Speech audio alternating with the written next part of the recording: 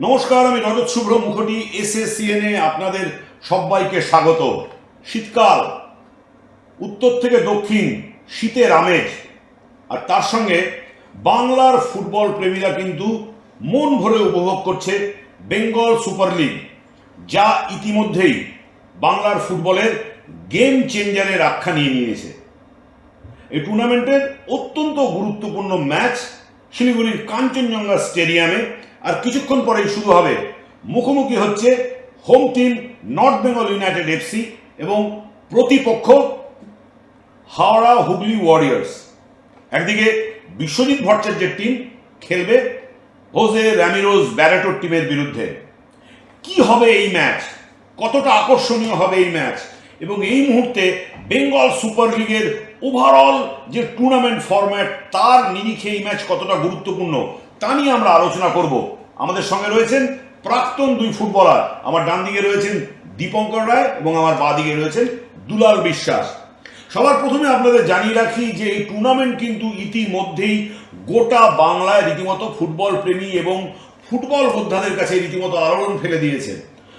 বিভিন্ন প্রান্ত থেকে নতুন নতুন প্লেয়ার উঠে আসছে। আন্ডার 19 প্লেয়াররা অত্যন্ত ভালো পারফর্ম করছে। বেশ কিছু ফরেন ফুটবলার এসছেন যারা তাক লাগানো পারফরমেন্স তুলে ধরছেন এবং তাদের সঙ্গে খেলে সামগ্রিকভাবে ফুটবল কিন্তু একটা উন্নত মানের ফুটবল আমরা দেখতে পাচ্ছি। আজকের ম্যাচে শুরু করার আগে আমি বলতে চাই যে 4 ম্যাচে 6 পয়েন্টে দাঁড়িয়ে আছে নর্থ বেঙ্গল ইউনাইটেড এফসি এবং 4 ম্যাচে 9 পয়েন্টে দাঁড়িয়ে আছে হাওড়া হুগলি ওয়ারিয়ার্স। স্বভাবতই হাওড়া হুগলি ওয়ারিয়ার্স কিন্তু নর্থ বেঙ্গল ইউনাইটেড এফসির ঘরের মাঠে খেলতে যাচ্ছে। প্রথম প্রশ্ন আমার দুলালের কাছে। দুলাল, কতটা কম্পিটিটিভ ফুটবল এই ম্যাচে তুমি এক্সপেক্ট করছো? অ্যাকচুয়ালি দেখো, যেহেতু এটা তোমার নর্থ বেঙ্গলের হোম ম্যাচ, সুতরাং তারা তো একটা অ্যাডভান্টেজ পাবেই। কারণ হোম ম্যাচ যখন আমরা দেখি যে টিম খেলে, সেই টিম একটা সাপোর্টারদের যে উন্মাদনা, সেটা একটা তাদের এফেক্ট করে। আর হাওড়া হুগলি ওয়ারিয়ার্সের যেহেতু ওরা অলরেডি 4 ম্যাচে 9 পয়েন্ট পেয়ে একটা লিগ টেবিলে ভালো জায়গায় রয়েছে এবং অনেক ভালো প্লেয়ার রয়েছে এই টিমে, যারা প্রত্যেকে তাদের মানে বেস্ট পারফরমেন্সটা দেওয়ার চেষ্টা করছে। সুতরাং ব্যারেটো, আমরা দেখেছি ব্যারেটো যে প্লেয়ারদেরকে যেভাবে ইনস্ট্রাকশন দিচ্ছে, প্লেয়াররা সেগুলো করার চেষ্টা করছে এবং সেইভাবেই খেলে আজকে এই লিগ টেবিলে কিন্তু হাওড়া ওয়ারিয়ার্স একটা ভালো পয়েন্টে রয়েছে।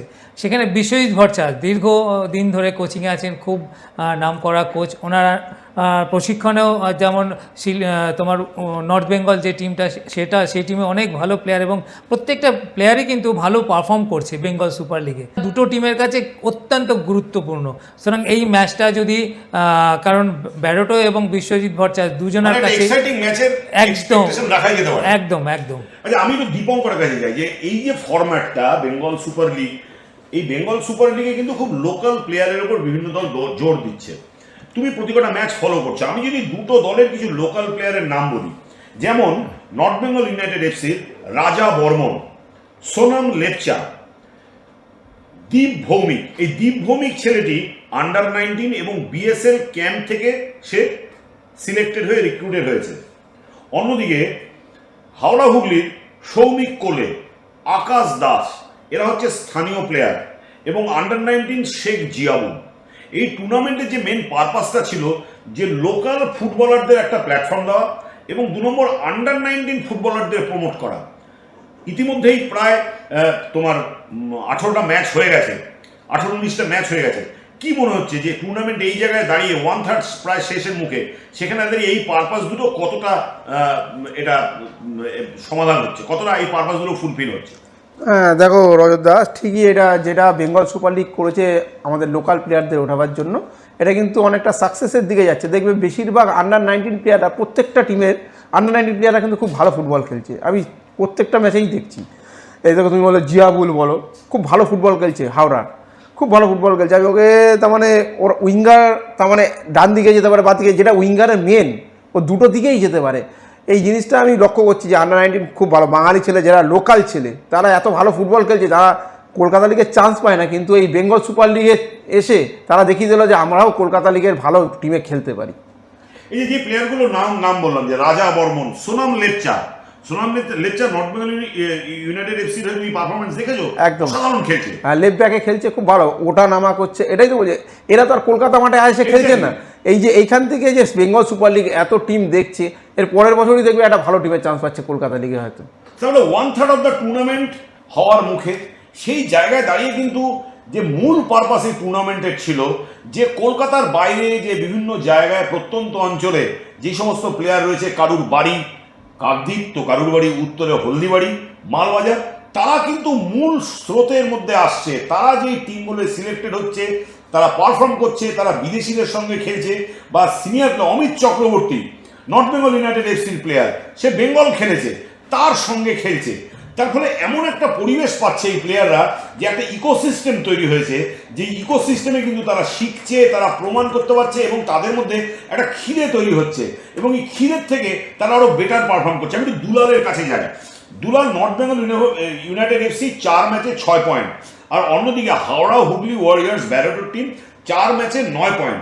আমরা যদি বিদেশি প্লেয়ার দেখি তাহলে কিন্তু হাওড়া হুগলি তোমার পাওলো সিজার এবং কাঙ্গা ফ্র্যাঙ্ক এই দুজন কিন্তু অলরেডি তোমার পাওলো সিজার গোলের মধ্যে আছে, 3টে গোল করেছে, ব্যারোটোকে ব্রাজিল থেকে নিয়ে এসছে, এবং কাঙ্গা ফ্র্যাঙ্ক সেও একটা গোল করেছে। আর অন্যদিকে নর্থ বেঙ্গল ইউনাইটেড এফসির হয়ে আমরা দেখছি যে অসাধারণ খেলছে শ্লোক তিওয়ারি, 2টো গোল করেছে, সঞ্জু সাঁতরা গোল করেছে, ডেভিড মোটারা গোল করেছে। তার মানে কি এই ম্যাচটা খুব স্পেসিফিক্যালি যে ফরেনারদের দাপট বনাম তোমার নর্থ বেঙ্গল ইউনাইটেড এফসির বাঙালি ছেলেদের দাপট বা ভারতের ছেলেদের দাপট, এটা কি বলা যেতে পারে? একদম। দেখো, অ্যাকচুয়ালি একটা ম্যাচ যখন হয় তখন বাঙালি বা ফরেনার ব্যাপার নয়, ব্যাপারটা হচ্ছে ভালো খেলা। এখানে যে ভালো ফরেনার বা ভালো বাঙালি ছেলেরা নিজেদের যে পারফরমেন্স দিচ্ছে, এটাই আমাদের কিন্তু সবচেয়ে বেশি বড় পাওনা। কারণ একটা দেখবে এই বেঙ্গল সুপার লিগে যে সিস্টেমে হয়েছে খেলা, মানে টিমগুলো তৈরি হয়েছে, ফরেনার, বাঙালি ছেলে বা অন্য রাজ্যের ছেলে, এই যে মিলিয়ে কম্বাইন্ড একটা টিম, সেখানে কিন্তু খুব ভালো কাজ হচ্ছে যে ফরেনারদের সঙ্গে আমাদের বাঙালি ছেলেরা বা যে পারফরমেন্স করছে, কারণ গোলের দিক থেকে দেখো অনেক বাঙালি ছেলে গোল করে এগিয়ে আছে, যেমন ফরেনাররা করছে সেরকম বাঙালি ছেলেরাও করছে, এইটাই কিন্তু দরকার। আমি এই জায়গাটা কিন্তু স্পেসিফিক্যালি জিজ্ঞেস করতে যাচ্ছি যে আজকের ম্যাচে সাহিল হরিজনের মতো স্কোরার আছে হাওড়া হুগলি, তারপরে পাওলো সিজার আছে, যারা অসাধারণ পারফর্ম করছে, আর অন্যদিকে তোমার নর্থ বেঙ্গল ইউনাইটেড এফসির হয়ে এমও আছে, অসাধারণ পারফর্ম করছে, রুদ্র টুডু আন্ডার-19 ভালো খেলছে, শ্লোক তিওয়ারি 2 গোল করেছে, সঞ্জু সাঁতরা, ডেভিড মোটারা। কি মনে হয় ধারে বারে কোন দল এগিয়ে? ধারে বারে দেখো, যদি তুমি এই দিক থেকে বলতে চাও তাহলে এই ম্যাচটায় কিন্তু ধারে বারে হলেও কিছুটা হলেও হাওড়াকে এগিয়ে রাখবো। কারণ এই টিমে গোল স্কোরিংয়ের এবিলিটিতে ফরেনার যে পাওলো সিজারও কিন্তু খুব ভালো পারফরমেন্স করছে, এবং তার সঙ্গে তোমার সাহিল হরিজান ও ভালো পারফর্ম করছে। কিছুটা হলে আমি হাওড়াকে এগিয়ে রাখবো। তার মানে এই নয় যে নর্থ বেঙ্গল পিছিয়ে আছে, নর্থ বেঙ্গলও কিন্তু প্রত্যেকটা ছেলেই ভালো খেলছে, এবং বাঙালি ছেলেরা গোলের মধ্যে আছে। দীপঙ্কর, শেষ মুহূর্তে হাওড়া হুগলি নাকি নর্থ বেঙ্গল ইউনাইটেড এফসি? দেখো, আমি দুটো টিমেরই খুব ভালো করে খেলা দেখেছি। তুমি যেরকম বলছো যে ফরেনার আর ইন্ডিয়ানরা মিশে যে খেলছে, নর্থ বেঙ্গলে যেমন এমও বলে ফরেনারটা, ওরা অসাধারণ খেলছে মাঝ মাঠে। আমার বললাম না, one of the best foreigner, ধরো যেরকম হচ্ছে রিচমন্ড, এই আমাদের এমও কিন্তু একটা one of the best foreigner এই বেঙ্গল সুপার লিগে, এবং শ্লোক তিওয়ারি, হ্যাঁ, তারপরে ডেভিড মোটলা, এরা হচ্ছে রুদ্র টুডু, এরা সব ভালো খেলছে। যেরকম নর্থ বেঙ্গল, এরকম হাওড়া হুগলিতে খেলছে দেখো সাহিল হরিজন, দীপেশ মুর্মু, জিয়াউল, এদের সাথে ফরেনার পাওলো সিজার, এই সবার সংমিশ্রণে কিন্তু একটা কালকে একটা মানে ভালো খেলা হবে। যে আজকে যে খেলাটা হবে খুব ভালো খেলা হবে। কে এগিয়ে? আমার মনে হয় 2টো 50-50 ম্যাচ, বলা যাবে না কে এগিয়ে। দীপঙ্কর বলছে 50-50, দুলাল বলছে যে ধারে ঘরে এগিয়ে হাওড়া হুগলি, কিন্তু নর্থ বেঙ্গল ইউনাইটেড এফসিকেও ছোট করা যাবে না। আর কিছুক্ষণের অপেক্ষা, তারপরেই শুরু হচ্ছে কাঞ্চনজঙ্ঘা ক্রীড়াঙ্গনে এই মেগা ম্যাচ। আমাদের সবার চোখ এই ম্যাচের দিকে।